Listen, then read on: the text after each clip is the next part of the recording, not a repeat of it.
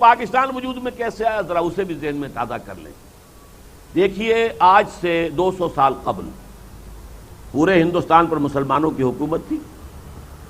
کہیں کہیں کوئی ہندو راجا بس.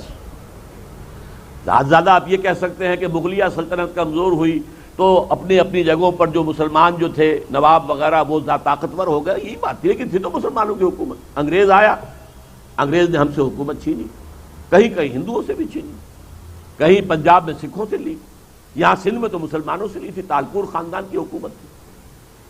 اور ایک تو پہلا مرحلہ تو یہ ہوا کہ کوشش کی ہندوؤں نے مسلمانوں نے مل کر انگریز کو دفع کریں, نکال دیں 1857 میں, جسے اب کہا جاتا ہے جنگ آزادی, پہلے کہتے تھے غدر, لیکن وہ ناکام ہو گئی.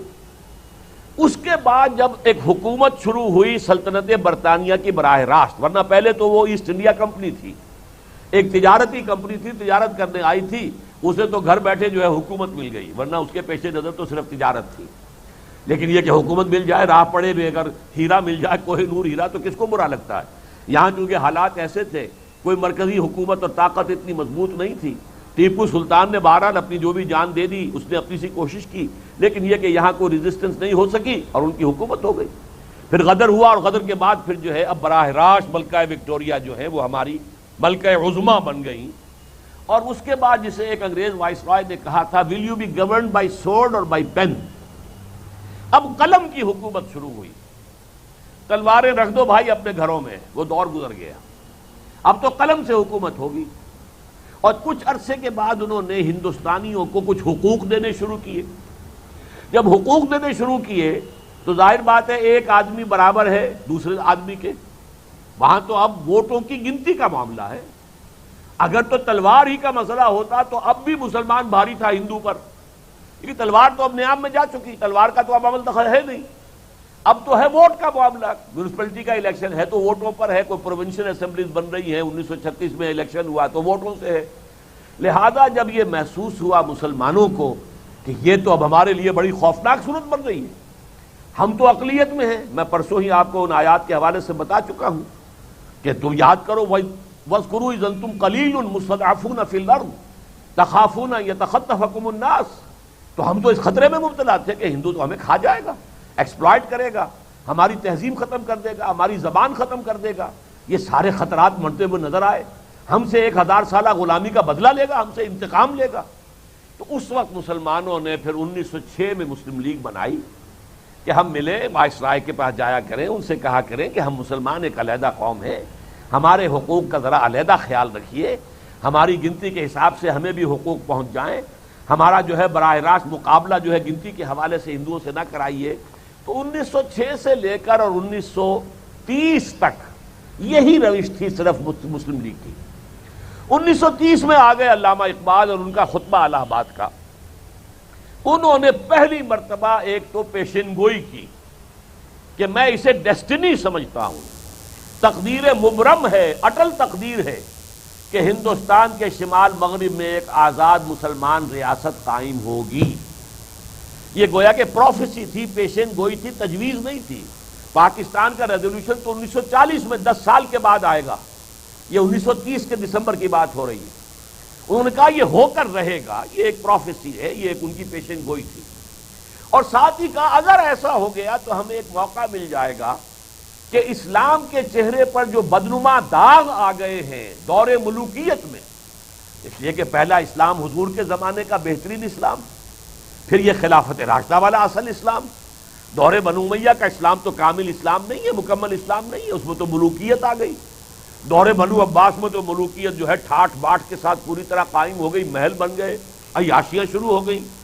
اب دنیا اگر اسلام کو ان کے حوالے سے دیکھے گی تو صحیح اسلام تو ان کے سامنے نہیں آئے گا, بلکہ وہ داغدار اسلام ان کے سامنے ہے. تو اب ہمیں موقع مل جائے گا, اگر ایک آزاد مسلمان ریاست قائم ہو گئی تو اسلام کے چہرے پر جو یہ بدنما داغ اور دھبے جو ہیں دور ملوکیت میں, عرب امپیریلزم کا لفظ استعمال کیا ہے علامہ اقبال نے, اس دور میں جو دھبے لگ گئے تھے انہیں ہٹا کر صحیح اسلام کی شکل دنیا میں پیش کریں, یعنی وہ کہ خلافت راشدہ کا نظام قائم کریں. یہاں انجیکشن لگا ہے در حقیقت احیائی انجیکشن. ایک تھا دفاعی معاملہ، ہندو سے بچنے کا معاملہ، ہندو کا غلبہ نہ ہو جائے، ہندو سے ہم اپنا کو تہذیبی تشخص برقرار رکھ سکیں، ہمارے کچھ نہ کچھ حقوق جو ہے وہ انٹیکٹ رہیں، ہمارا جو بھی ایک علیحدہ قومی تشخص ہے وہ گم نہ ہو جائے کسی بڑی قومیت کے اندر۔ لیکن یہ کہ اس وقت تک تو دفاعی معاملہ تھا صرف۔ اب علامہ اقبال نے انجیکشن لگا دیا اس میں، جیسے آپ دیکھتے ہیں نا کئی اسپتال میں کوئی مریض پڑا ہوا ہے، گلوکوز کی بوتل لگی ہوئی ہے، پھر اسی کی جو وہ نلکی جا رہی ہے اسی میں انجیکشن لگا دیتے ہیں کوئی، وہ اسی کے ساتھ ساتھ وہ انجیکشن جو ہے اسی گلوکوز کے ساتھ یہ وہ انجیکشن کی دوا بھی اندر پہنچ گئی۔ تو علامہ اقبال نے اس خالص دفاعی جو ایک جد و جہد ہو رہی تھی مسلم لیگ کے تحت، اس میں احیاء اسلام کا ایک انجیکشن لگایا، اور شاعری میں تو خیر انہوں نے احیاء اسلام کی بڑی خبریں سنائیں، اور سنا ہے یہ قدسیوں سے میں نے وہ شعر پھر بیدار ہوگا۔ تو یہ جو چیزیں کہی تھی انہوں نے، جیسے کہ دو شعر میں نے آپ کو پہلے بھی سنائے ہیں کہ تمہاری تہذیب اپنے خنجر سے آپ ہی خودکشی کرے گی، جو شاخ نازک پہ آشیانہ بنے گا وہ ناپائیدار ہوگا، اور مسلمانوں سے کہا کہ سبق پھر پڑھ صداقت کا، شجاعت کا، عدالت کا، لیا جائے گا تو اس سے کام دنیا کی امامت کا، اور یہ کتاب ملت بیضا کی پھر شیرازہ بندی ہے، یہ شاخ ہاشمی کرنے کو ہے پھر برگ و بر پیدا۔ تو ایک رنائسنس اسلام کا احیاء کا جو خواب ہے وہ علامہ اقبال نے اس تحریک پاکستان میں شامل کر دیا، تحریک مسلم لیگ میں۔ تحریک پاکستان تو وہ 1940 میں بنی ہے، پھر 1937 میں قائد اعظم منظر پر آئے ہیں، ورنہ وہ مایوس ہو کر مسلمانان ہند سے کہ ان لوگوں کی میں کیسے قیادت کروں، ان کا تو حال یہ ہے کہ ان کا بڑے سے بڑا لیڈر صبح مجھ سے جو بات کرتا ہے شام کو جا کر گورنر کو بتا دیتا ہے، تو میں کیسے ایسی قوم کی جو ہے لیڈری کروں، تو کیسے کروں؟ ان لوگوں کے اندر تو اخلاق اور جو جس کو کردار کہتے ہیں، کیریکٹر کی کچھ ہے ہی نہیں۔ وہ تو مایوس ہو کر جا کے انگلستان میں بیٹھ گئے تھے، کچھ لوگوں نے انہیں بلایا ہے کہہ سن کر، اور ان میں خود علامہ اقبال بھی شامل ہیں جنہوں نے آمادہ کیا کہ آپ آئیے اور سنبھالیے۔ بہرحال سن 37 سے 47 تک پھر جو قائد اعظم نے بیانات دیے ہیں، پوچھا کہ آپ کا دستور کیا ہوگا؟ ہمارا دستور تو قرآن ہے، 1400 برس پہلے سے طے ہے۔ نظام کیا ہوگا؟ اسلام کا نظام ہم قائم کریں گے، ہماری تہذیب، ہمارا تمدن، ہمارے قوانین، ہم تو سب اس کو نافذ کریں گے۔ تو یہ 10 برس تھوڑے نہیں ہوتے، 10 برس کا یہ راگ ہے کہ جو مسلم لیگ میں قائد اعظم سے لے کر جو چھوٹے سے چھوٹے قائد ہو سکتے تھے، لوکل لیڈر، سب نے یہ راگ الاپا، اس کے نتیجے میں پاکستان قائم ہوا۔ تو ابھی میں نے صرف اس ڈائلیما کے 2 ہارنز جو ہیں وہ آپ کے سامنے رکھے ہیں، اور پاکستان کے نیشنل ایگزسٹنس کے ڈائلیما کا ایک اس کے ساتھ مزید پہلو یہ ہے، یہ واحد ملک ہے دنیا کا جس کو اپنی پیدائش کے ساتھ ہی اپنے سے کئی گنا بڑے ملک کی دشمنی ملی ہے۔ بھارت ہمارے ساتھ ہی آزاد ہوا نا، ایک دن کا فرق ہے، ہم 14 اگست کو آزاد ہو گئے، وہ 15 اگست کو ہوئے، اور وہ ہم سے بہت بڑا ہے، اور اس کے گھٹی میں پاکستان دشمنی پڑی ہوئی ہے۔ ظاہر بات ہے وہ تو سمجھتے ہیں ہماری بھارت ماتا کے ٹکڑے کرا دیے، جیسے گائے کو اگر کوئی مسلمان جو ہے وہ شہید کر دے یا اس کو جو ٹکڑے کر دے یا اسے ذبح کر دے تو وہ تو ہندو کے لیے تو ناقابل برداشت ہے۔ تو گو ماتا کی طرح یہ بھارت ماتا ہے، انہوں نے اس کے تقسیم کروا دیا، ٹکڑے کروا دیے، ان کی گھٹیوں کے اندر یہ دشمنی پڑی ہوئی ہے، اور پاکستان کے آئندہ کے ساری پالیسی جو ہے اس کا ایک اہم کارنر سٹون یہ تھا کہ بھارت سے کیسے بچے۔ لہذا یہ پس منظر ہے۔ اب اس میں میں آپ کے سامنے پاکستان کی 52.5 سالہ زندگی کے 3 ادوار جو ہیں بڑے بڑے سامنے رکھنا چاہتا ہوں۔ پہلا دور ہے 30 سال کا، پھر 15 سال کا، پھر 7.5 سال کا، 52.5 بنیں گے یہ۔ سن 47 سے سن 77 تک کے جو ہمارے 30 سال ہیں اس کے 4 سیلینٹ فیچرز ذہن میں رکھیے۔ سب سے پہلی بات یہ کہ ہمیں بھارت کے مقابلے کے لیے کسی سہارے کی ضرورت تھی۔ ہم نے اپنے آپ کو اٹیچ کر لیا امریکہ کے ساتھ، اور ہماری ساری پالیسیز اس کے مطابق بن گئیں۔ کولڈ وار میں ہم نے روس کے خلاف امریکہ کے ایجنٹ ہونے کا کردار ادا کیا۔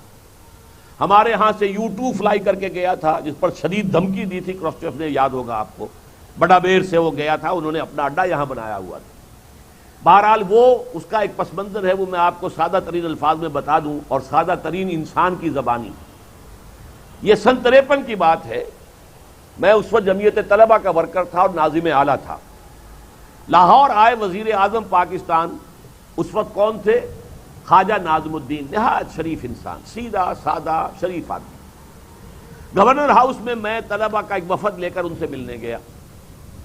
اس زمانے میں ایک تجویز چل رہی تھی میڈو، امریکن سپانسرڈ تھی، مڈل ایسٹ ڈیفنس آرگنائزیشن، کہ یہ جو روس کے جنوب میں جو مسلمان ممالک ہیں یہ مل کر ایک متحدہ محاذ بنا لیں تاکہ روس کی ایکسپینشن نہ ہو سکے، کمیونزم جو ہے نیچے کی طرف نہ آ سکے. MEDO, Middle East Defence Organisation. میں گیا تو میں نے پہلے تو باتیں کی، کچھ طلبہ کے مسائل تھے، کچھ ملک کی سیاست کے اور مسائل تھے. اس زمانے میں آپ کو یاد ہوگا کہ وہ تحریک چلی تھی، اینٹی قادیانی تحریک، اور لاہور میں مارشل لا لگا تھا، اس طرح کی مختلف باتیں. آخر میں نے کہا کہ صاحب اب ہم کچھ بات آپ سے میڈو کے بارے میں کرنا چاہتے ہیں، یہ آپ کس قسم کے معاہدے میں پاکستان کو جکڑ رہے ہیں. خواجہ صاحب نے بڑی سادگی میں نہیں، دیکھیے یہ آپ کا کام نہیں، آپ طالب علم ہیں، یہ آپ سے متعلق مسئلہ نہیں ہے. وہ مجھے اس وقت اللہ نے کیسی کوئی ہمت دے دی. میں نے کہا، سردار عبدالرب نشتر بھی ساتھ ہی موجود تھے، انہوں نے ہی تعارف کرایا تھا کہ یہ اسلامی جمعیت طلبہ جو ہے یہ جماعت اسلامی کا اسٹوڈنٹ ونگ ہے. انہیں پتہ نہیں تھا کہ یہ کہاں سے آئے ہیں، آپ کسی دارالعلوم سے آئے ہیں، کہاں سے آئے ہیں. یہ خواجہ ناظم الدین سے ہمارا تعارف کرایا ان الفاظ میں کہ یہ جماعت اسلامی کا اسٹوڈنٹس ونگ ہے، یہ اسلامی جمعیت طلبہ، یہ اس کے لڑکے ہیں.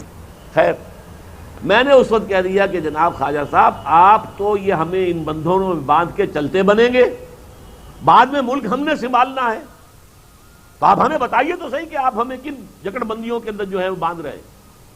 اس شخص کی سادگی کا یہ نقشہ آج بھی میری نگاہوں کے اچھا ٹھیک ہے، اچھا ٹھیک ہے، فوراً بات کرنے کی. یا پہلے کہتے نہیں، یہ آپ طالب علم ہیں، آپ کا اس سے کیا سروکار، یہ حکومت کا، یہ فورن پالیسی کا مسئلہ ہے، آپ سے اس کا کیا تعلق. لیکن میرے اس ایک جملے پر فوراً موم ہو گئے. اچھا دیکھیے، اب انہوں نے 3 جملے کہے. دیکھیے، پنڈت جی تو نہیں چاہتے نا کہ پاکستان قائم رہے. پنڈت جی، پنڈت نہرو، پنڈت جی تو نہیں چاہتے نا کہ پاکستان قائم رہے. یہ صغرا ہے. دوسرا جملہ کبرا ہے. اور دیکھیے نا، ہم اکیلے تو ان کا مقابلہ نہیں کر سکتے، سیدھی بات. لہذا ہمیں کسی سہارے کی ضرورت ہے، لہذا ہم یہ راستہ اختیار کر رہے ہیں. 3 جملوں کے اندر انہوں نے پاکستان کی یوں سمجھیے کہ فورن پالیسی جو رہی ہے آج تک جو رہی ہے، اب جو ہے ہمیں سلام کر کے چلا گیا ہے، چچا سام جو ہے سلام کر کے چلا گیا ہے، لیکن اب تک کی ہماری پالیسی کا یہ 3 جملے ہیں. بھارت تو نہیں چاہتا کہ پاکستان رہے، اور پاکستان خود از خود اپنی بنیاد پر بھارت کا مقابلہ نہیں کر سکتا، لہذا ہمیں تو سہارے کی ضرورت ہے. وہ سہارا ہم نے تلاش کیا ویسٹ کا، مغربی بلاک کا، اگرچہ اس میں ایک اضافی فیکٹر یہ تھا مذہبی، کہ یہ جو کولڈ وار ہو رہی تھی اس میں امریکہ یا اس کے جو الائز تھے یورپین، ان میں مذہب کی اس درجے نفی نہیں تھی جتنی کہ کمیونزم میں ہوتی تھی. کمیونزم میں تو مذہب کو عوام کی افیون کہا گیا، it's the opium of the masses. اخلاق کے لیے کوئی بنیاد ہے ہی نہیں، وہ تو معاشی حالات کے ساتھ اخلاقی قدریں بدل جاتی ہیں.